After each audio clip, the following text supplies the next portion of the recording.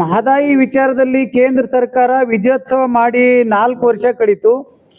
ಮೊನ್ನೆ 21ನೇ ತಾರೀಕಿಗೆ ಕೇಂದ್ರ ಸರ್ಕಾರದ ವನ್ಯಜೀವಿಯಲ್ಲಿ ಒಂದು ಸಭೆ ಇತ್ತು. ಮಹದಾಯಿ ವಿಚಾರದಲ್ಲಿ ಇತ್ಯರ್ಥ ಆಗ್ತದೆ ಅಂತೇಳಿ ನಾವು ವಿಜಯೋತ್ಸವ ದಿನ ದೊಡ್ಡ ವಿಜಯೋತ್ಸವ ಮಾಡೋಣ ಅಂತ ಹೇಳಿದ್ರೆ, ಆ ಒಂದು ದಿನಾನೇ 21ನೇ ತಾರೀಕು ವಿಜಯೋತ್ಸವ ದಿನಾನೇ ಅವರು ವನ್ಯಜೀವಿ ಮಂಡಳಿ ಏನು ನಮ್ದು ಒಂದು ಅಪ್ಲಿಕೇಶನ್ ಇತ್ತು ಅದು ತಿರಸ್ಕಾರ ಮಾಡ್ಯವಂತೆ. ಭೂಪೇಂದ್ರ ಯಾದವ್ ಅವರು ತಿರಸ್ಕಾರ ಮಾಡ್ಯಾರ. ಈ ತಿರಸ್ಕಾರ ಹಿಂದೆ ದೊಡ್ಡ ರಾಜಕೀಯ ಷಡ್ಯಂತ್ರ ಇದೆ.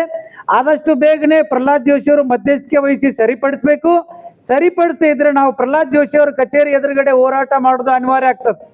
ಮತ್ತೊಂದು, ರಾಜ್ಯ ಸರ್ಕಾರ ಎಲ್ಲ ಒಂದ್ ಕಡೆ ಮೇಕೆದಾಟು ಕಾವೇರಿ ಚಿಂತನೆ ಮಾಡ್ತಾ ಇದೆ.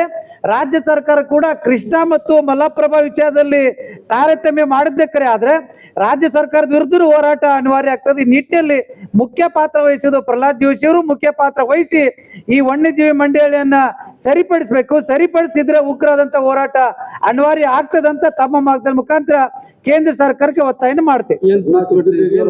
ಹೋರಾಟಗಾರರು ಕೇವಲ ಪ್ರಶ್ನೆ ಸೀಮಿತ ಯಾವ ರೂಪಕ್ಕೆ ಹೋಗ್ತೀರಿ ನೋಡಿ, ನಾವು 2015-16 ಇಂದ ನಿರಂತರವಾಗಿ ಹೋರಾಟ ಮಾಡ್ಕೊಂಡ್ ಬರ್ತಾ ಇದ್ದೇವೆ. 18ರಲ್ಲಿ ಟ್ರಿಬ್ಯುನಲ್ ಆದೇಶ ಬಂದಾಗ 13.5 TMC ಅವತ್ತು ಅಮಿತ್ ಶಾ ಅವರು, ಯಡಿಯೂರಪ್ಪನವರು, ಯೋಗಿ ಮತ್ತು ಉತ್ತರ ಪ್ರದೇಶದ ಮುಖ್ಯಮಂತ್ರಿ ಯೋಗಿ ಆದಿತ್ಯನಾಥ್ ಕರ್ಕೊಂಡ್ಬಂದು ವಿಜಯೋತ್ಸವ ಮಾಡಿದ್ರು. ವಿಜಯೋತ್ಸವ ಮಾಡೋದಕ್ಕೆ ನಾವು ಯಾವುದೇ ರೀತಿ ಅಪಸರ ಇಲ್ಲ.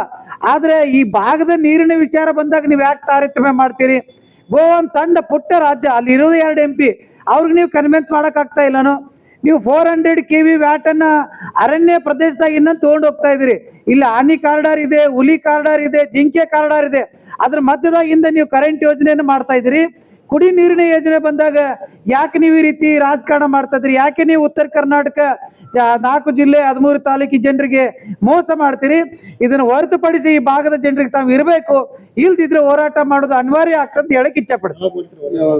1 ವಾರ ಗಡುವು ಕೊಡ್ತೇವೆ. 1 ವಾರ ಆದ್ಮೇಲೆ ಪ್ರಹ್ಲಾದ್ ಜೋಶಿ ಅವ್ರ ಕಚೇರಿ ಎದುರುಗಡೆ ಹೋರಾಟ ಮಾಡ್ತೇವೆ. ಹೋರಾಟ ಅಂತೂ ತೀವ್ರಗತಿಗೆ ತಗೊಂಡು ಹೋಗ್ತೇವೆ.